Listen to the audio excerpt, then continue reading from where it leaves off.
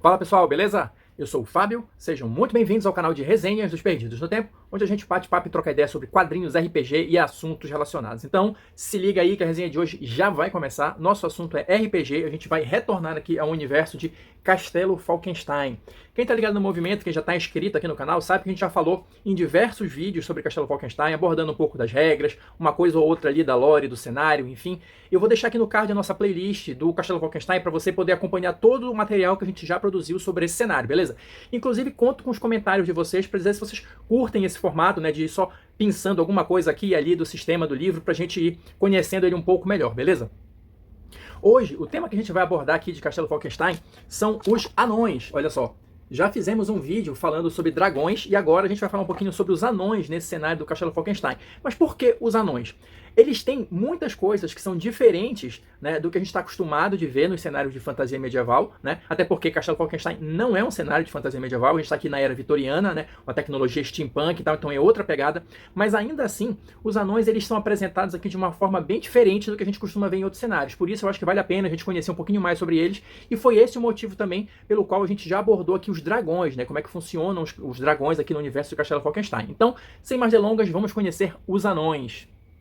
Bom, para início de conversa, uma das diferenças mais marcantes dos anões aqui no universo do Castelo Falkenstein é que eles originalmente faziam parte do que o sistema chama aqui de criaturas feéricas. Os anões eram uma das raças feéricas, né?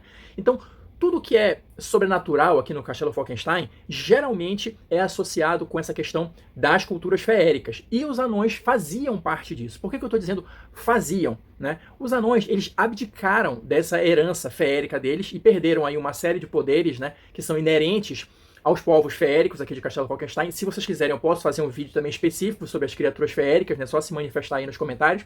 Então, assim, o que o livro coloca aqui, e isso é uma explicação bem rápida, bem simples, o livro não desce muito a detalhes, mas, de uma maneira geral, os anões eles se cansaram das eternas lutas entre as cortes feéricas, né? As cortes Cili, Ancili e tudo mais, e eles resolveram abrir mão, né, dos poderes feéricos, da imortalidade que eles garantem, né, e várias outras quinquilhariazinhas, né, várias outras benesses. E aí eles se tornaram uma raça mortal e uma raça diferenciada das criaturas feéricas. Eles continuam sendo bastante longevos, o livro coloca aqui que eles vivem aí aproximadamente 200 anos, mas eles perderam todas ou quase todas as características especiais que vinham pelo fato deles serem uma das raças feéricas. Essa desistência dos anões da herança feérica, ela aconteceu há muito tempo atrás, né? No momento em que o jogo se passa, isso já é a história muito antiga, e ela é envolta em mistérios e segredos, né? O próprio livro ele não vai descer em muitos detalhes para contar como é que isso aconteceu, como é que se deu essa saída dos anões, né? Mas existem, claro, algumas versões aí que podem ser lendas, podem ser verdade, você pode criar outras versões para o seu jogo, enfim. Mas o que o livro aponta aqui, basicamente, são duas versões, né? Pelo menos as mais divulgadas, as mais conhecidas. A primeira delas envolve uma grande saga épica com um anel de ferro frio, né, que é o ferro estelar, né, o metal estelar e tudo mais, guerras épicas contra gigantes fomorianos e tudo mais, até que isso culminou na saída dos anões, deles abrirem mão desses poderes feéricos, né. A segunda versão, que eu particularmente acho mais interessante, muito embora ela seja muito mais simples, diz o quê? Que os anões, eles simplesmente se apaixonaram perdidamente pela força e pela resistência do ferro frio, né, do metal estelar, e eles resolveram abrir mão, né, da herança élfica, da herança feérica deles, melhor dizendo, justamente para que eles pudessem trabalhar esse metal. Porque aqui no cenário do Castelo Falkenstein, assim como no folclore de uma maneira geral, as fadas ou as criaturas feéricas, elas têm aversão ao ferro frio.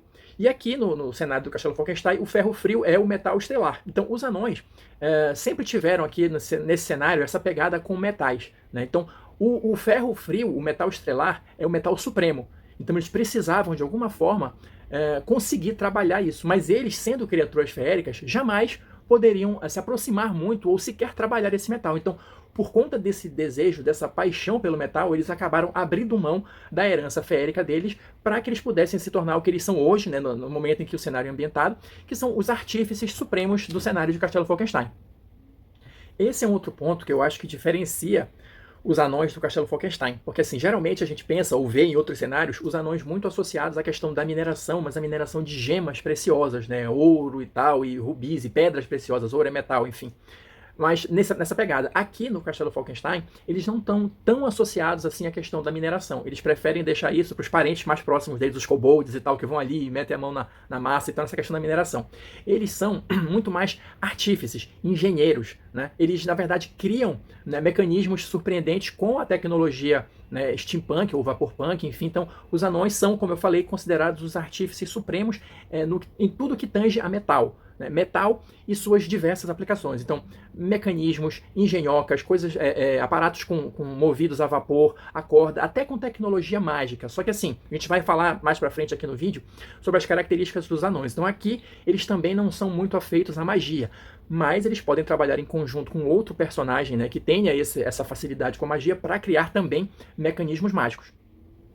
Em relação à aparência física, talvez seja onde eles mais se aproximam do que a gente tem no imaginário comum, né, quando pensa em anão. Só que ainda assim, eles têm algumas diferenças. Bom, primeiro, eles vão variar ali em termos de altura entre 1,20 m até 1,65 m. Eles são muito robustos, né, com ombros largos e tal. O livro coloca essa imagem como se eles fossem meio que um quadrado, assim, né? Então, eles são largos e baixinhos e atarracados, enfim. Eles têm mãos muito grandes, né, mãos imensas, como o livro coloca aqui, mas eu entendo mais como aquela coisa meio desproporcional, assim, o tamanho das mãos deles para o tamanho do corpo. A questão da barba. Anões de Castelo Falkenstein usam barba? Usam, sim, claro, mas é opcional. Não é aquela visão clássica do anão sempre tem que ser barbudo e tal. Eles podem usar barba, podem não usar, podem usar um simples cavanhaque, podem usar grandes bigodes, né, aqueles bigodes encerados assim, tal, com aquelas curvas e tudo mais, porque vamos lembrar que estamos falando de um universo que está na era vitoriana. E isso vai refletir também, claro, na vestimenta e no tipo de armas ou utensílios, né, que eles usam. Então, assim, dificilmente você vai ver um anão de Castelo Falkenstein trajado que nem um viking, né, com uma armadura, com elmos e tal, porque isso não se usa nesse período. Então eles vão se vestir como qualquer outro personagem, né, com ternos, com usar relógios, né, ou então, como eles são muito afeitos a essa questão da engenharia, né, com aquele macacão cheio de bolsos e tal, se eles trabalham mais com isso, né. Então, assim, vestimentas adequadas ao período que eles estão, né, a era vitoriana. Além disso, a diferença que eles têm básica, assim, física para os outros cenários, que eu achei bastante peculiar mesmo, enfim, mas o livro coloca, então vou citar aqui para vocês, é que os anões, eles têm vergonha dos próprios pés. Por que isso? Porque, segundo o livro coloca, os pés dos anões aqui do cenário de Castelo Falkenstein, eles são semelhantes a pés de pato ou pés de frango.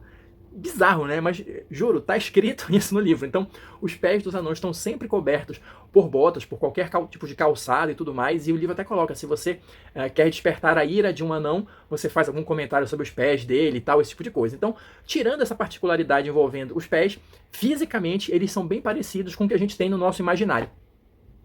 Uma outra questão que geralmente vem à tona quando a gente está comentando aqui sobre anões, sempre tem alguém que pergunta ou fica aquela dúvida, né? Mas e as anãs, né? Claro que o Castelo Falkenstein abordou essa questão também, né? Tem um tópico específico aqui, olha, enfim, as anãs. E o que eu posso dizer para vocês, eu vou ler um trechinho, mas no universo de Castelo Falkenstein, ao invés de perguntar como são as anãs, você deveria perguntar que anãs? Vou ler um trechinho aqui para vocês. Não existem anões do sexo feminino, tá? E aí, como é que é? É que nem o Gimli falou, eles brotam da pedra, eles caem do céu. Como é que funciona aqui? Quando se apaixona e é correspondido, o anão se casa com uma representante feminina de uma das outras raças feéricas, como, por exemplo, uma náiade, uma dama branca ou uma russalka. Lembra que, apesar deles terem abandonado a herança feérica deles, e serem considerados hoje em dia um grupo à parte, eles originalmente eram criaturas feéricas, tá? A prole sai sempre à mãe ou ao pai. Todos os meninos acabam baixos e robustos como os pais anões, e todas as meninas saem graciosas como suas fadas mãezinhas. E é assim que o grande mistério das anãs, se elas têm barba ou se não têm, é resolvido aqui no cenário de Castelo Falkenstein. Simplesmente não existem anões do sexo feminino. Eles acabam se reproduzindo ou se casando, ou enfim, com representantes femininas de outras raças feéricas. E aqui eu queria destacar só mais um ponto em relação a essa questão dos anões, da reprodução e tal, porque olha só o que o livro coloca aqui num outro momento aqui. O sexo e a forma entre as raças feéricas é totalmente opcional e nada tem a ver com a reprodução. Muitas assumem o sexo mais conveniente na ocasião e mais tarde revertem ao estado anterior. Os anões vão ainda além. Eles não têm mulheres, mas, por serem mortais, reproduzem-se com as espécies feéricas de sua preferência, como a gente falou, náiades, ninfas, damas do lago, enfim. Então é só para esclarecer essa questão, né, da reprodução dos anões. E agora, para a gente ir encaminhando para o final do vídeo, quais são as características especiais dos anões? Tudo bem, eu falei que eles não são mais criaturas feéricas, eles perderam uma série de poderes, mas claro que eles têm as suas características próprias específicas, né? Então a gente vai dar uma passada sobre elas. Olha só, primeira, os anões são imunes ao fogo, tá? E aqui entenda fogo, calor, lava, qualquer coisa envolvendo isso. Claro, roupas, ferramentas, qualquer coisa que ele tenha, vai queimar normalmente, mas o anão é imune ao fogo. Eu confesso para vocês que eu fiquei em dúvida em relação ao sopro do dragão, tá? Por quê? O sopro do dragão, ele é um feitiço, né? Eu acho que eu devo ter comentado isso no vídeo que a gente fez sobre os dragões vitorianos aqui. Mas qual é o lance? Além de serem imunes ao fogo, os anões também são muito resistentes à magia. Eles não são imunes à magia, tá? Mas para que alguém consiga criar um encantamento ou uma magia que consiga afetar um personagem anão, é muito difícil. A gente tem um sistema de magia aqui do Castelo Falkenstein, então o custo para você chegar num nível de poder na magia para afetar um anão é bastante elevado. Então, por um lado e por outro, eu acredito que eles sejam sim imunes, inclusive à baforada do dragão, porque eles têm, por um lado, a imunidade ao fogo, e por outro, eles têm a resistência inata a feitiços, e o sopro do dragão aqui no Castelo Falkenstein é, em termos de regra, também um feitiço. Outra coisa que eu acho interessante de comentar a respeito dos anões é o seguinte: os anões normalmente têm um nome, mas precisam ganhar um segundo nome relacionado aos seus talentos. Os jogadores devem começar com personagens sem nome, pois é uma motivação para as aventuras. Ou seja, o exemplo que o livro dá aqui sobre os anões é o Mestre Haime. Mestre Haime é mestre mecânico, uma coisa assim. Então ele sempre tem um nome, o Haime, e alguma coisa que vai indicar qual é o talento dele principal, sei lá, relojoeiro, construtor de engenhocas, alguma coisa assim. Então isso serve também como um gancho de aventura para você começar a explorar esse cenário com o seu anão, para que ele receba esse segundo nome, né, relacionado aí aos talentos dele.